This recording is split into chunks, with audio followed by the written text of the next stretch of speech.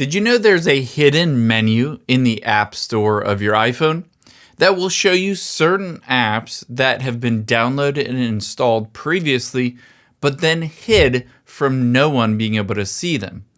Now, whether it's your phone or someone else's phone, like your child or your teenagers, I'm going to show you exactly how to find it and what's in there. So let's tap on the App Store on your iPhone. Tap on your profile at the top right.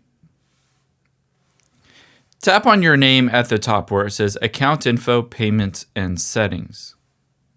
You will need to use your Face ID sometimes to authenticate and unlock this.